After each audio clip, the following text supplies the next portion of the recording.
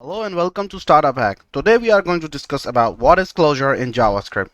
Closures are fundamental concept in JavaScript. If you are a JavaScript developer, doesn't matter whether you are a junior or senior, you need to know it.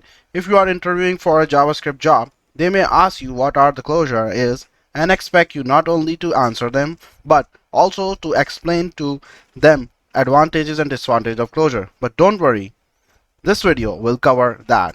So let's get started.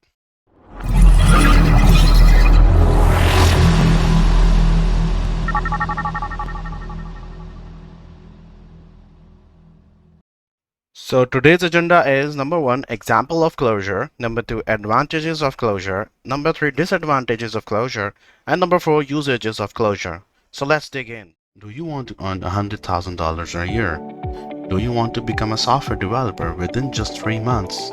With our amazing course and awesome tutors, you never have to worry about getting stuck.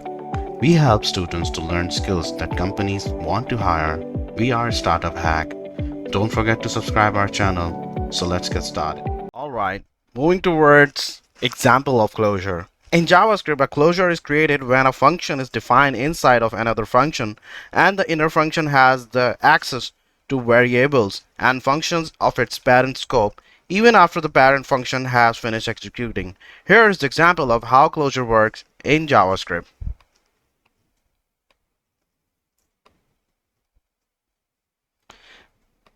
In this example, the inner function is defined inside of the outer function and it has access to the y variable which is defined in the parent scope of the outer function. When we call myClosure, it prints 5 to the console because it has access to the y variable through the closure.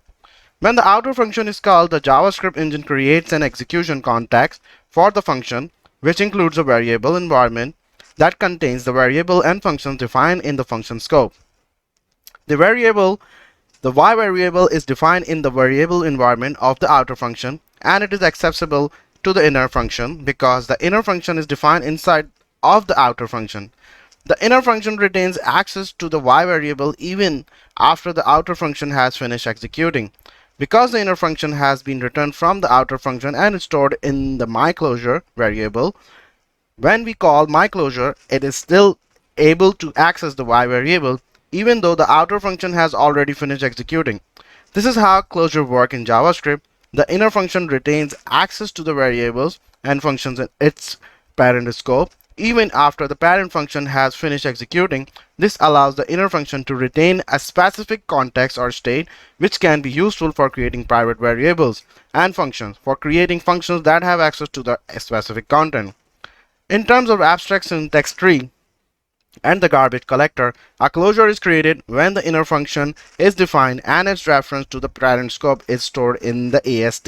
The garbage collector is responsible for cleaning up the memory by reclaiming the memory used by objects that are no longer needed. However, because the inner function has a reference to the parent scope in the AST, the parent scope and its variable are not garbage collector as long as the inner function is still being used. This is why the inner function in the example is able to retain access to the y variable even after the outer function has finished executing. The next thing is advantages of closure in JavaScript. Closure allows inner functions to retain access to the variables and functions of their parent scope even after the parent function has finished executing. This can be useful for creating private variables and functions that can only be accessed by inner functions or for creating functions that have access to the specific context or state. The next advantage is closure can be used to create function factories, which are functions that return new functions with a specific configuration or state. This can be useful for creating a set of functions that share common behavior but have different configurations or state. The last advantage is closure can be used to create function decorators, which are functions that modify the behavior of other functions. This can be useful for adding common functionality to a set of functions or for modifying the behavior of a function in a specific context. Okay, now the bad part is disadvantage of closure in JavaScript. Closure can make code more difficult to understand because they can create chains of nested functions and variables that are not immediately visible in the code. This can make it harder to trace the flow of a program and understand how it's working. The next disadvantage is Closure can create memory leaks if they are not used correctly. For example, if a closure retains a reference to a large object and that object is no longer needed, the closure will keep the object in memory and prevent it from being garbage collected. This can lead to performance issues and increased memory usage. The last disadvantage of this closure is can create problems with this keyword because the value of this is determined by the context in which a function is called rather than whether it is defined.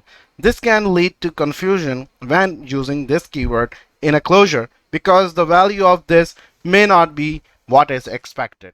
So what are the usages of closure? Closure have a wide ranges of usages. Here are a few common use cases for closure. Number one is encapsulating private data. Closure can be used to create private variables that can only be accessed by function within Closure. This can be useful for maintaining the privacy of data and preventing unintended modification. Number two, partial function application. Closure can be used to create new functions that are based on existing functions but with some of the argument fixed.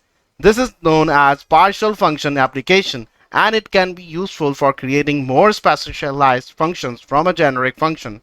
Number three is asynchronous programming. Closure are often used in asynchronous programming such as with callbacks or promise to preserve the value of variables when a function is called at a later time.